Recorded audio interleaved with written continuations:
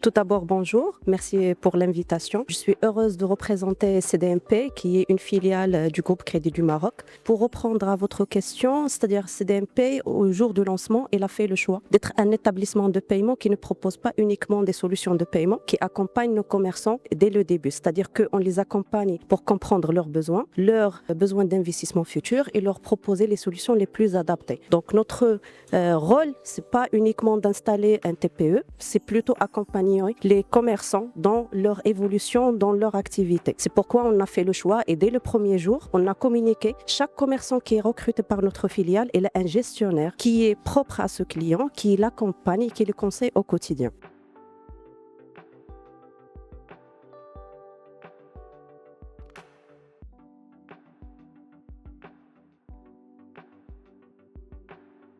Je dirais pas nous avons un frein, plutôt une opportunité, parce que comme les chiffres le témoignent, à date d'aujourd'hui, on a presque 100 000 commerçants qui sont équipés, versus un potentiel selon les études de marché qui sont de 1,2 million de commerçants. Ce que je dirais, c'est que aussi il y a les clients, les consommateurs, ils sont bien équipés. On a plus de 23 000 millions de cartes qui circulent. Par contre, ce que vous pouvez remarquer, c'est que la plateforme d'acceptation, c'est-à-dire les commerçants qui sont équipés en solution de paiement digital, ils sont, on va dire, il y a beaucoup de choses à faire par les EDP. Ce que je dis, c'est à date d'aujourd'hui, le cash n'est pas, on va dire, plutôt un choix. C'est parce que nous devons travailler sur la plateforme d'acceptation pour donner aux consommateurs le choix de paiement digital versus le cash. Parce qu'on a beaucoup de consommateurs finaux qui peuvent se déplacer chez un commerçant. Lorsqu'il n'est pas équipé par une solution de paiement digital, il est contraint à utiliser le cash. Donc pour nous, il faut qu'on accompagne et on élargit l'assiette d'acceptation. Et ceci passe par l'équipement des commerçants par les solutions digitales les plus adaptées à leur contexte. Donc il faut qu'on équipe les petits commerçants, les commerces de proximité, les indépendants et quelles que soient leurs activités.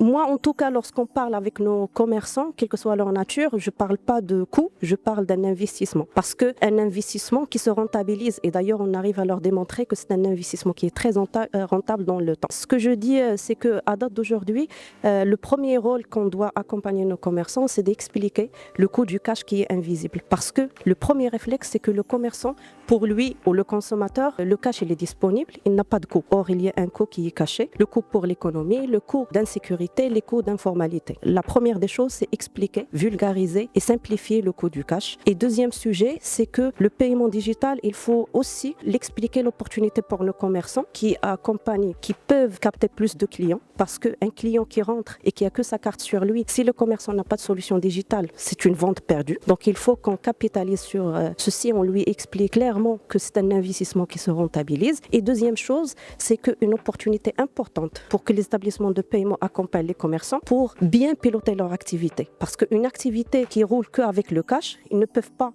anticiper leur vente, la qualité des consommateurs et aussi l'évolution de leur activité dans le temps. Donc, avec la data de paiement digital, on pourra vraiment faire un rôle de conseil auprès de nos commerçants. Donc, globalement, moi, je dirais que le paiement digital, c'est un investissement qui se rentabilise et qui permet d'ouvrir d'autres opportunités d'évolution pour l'activité de nos commerçants.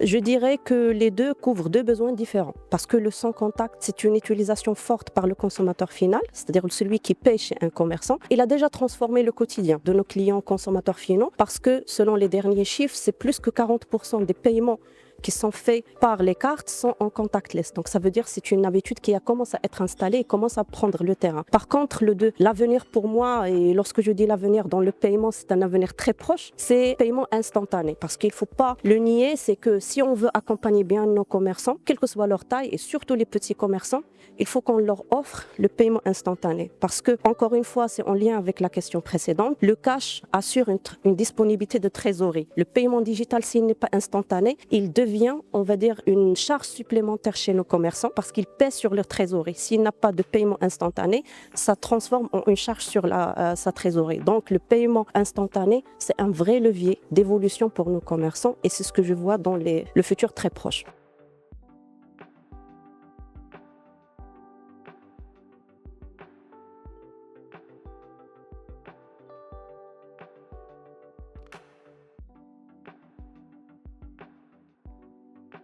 Moi, je dirais on a trois priorités. Première priorité, c'est d'abord bien expliquer et utiliser la technologie dans le quotidien. C'est-à-dire qu'à travers la technologie, il faut qu'on aide, que ce soit le consommateur final ou le commerçant, à se protéger contre les éventuelles fraudes.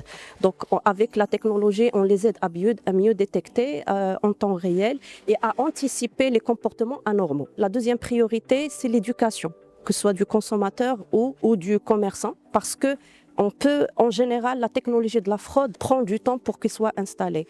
Notre rôle, c'est d'expliquer et d'être dans le préventif auprès de nos commerçants et des consommateurs finaux, en vulgarisant toutes les tentatives potentielles et les accompagner à mieux les détecter au quotidien. Et la troisième et dernière priorité, je dirais, la réactivité opérationnelle. C'est-à-dire qu'on n'est pas dans un monde où il y aura zéro fraude, mais notre rôle, c'est d'être là en temps réel et arriver à anticiper et bien gérer en cas une fraude qui suspecte qu'on pourra détecter.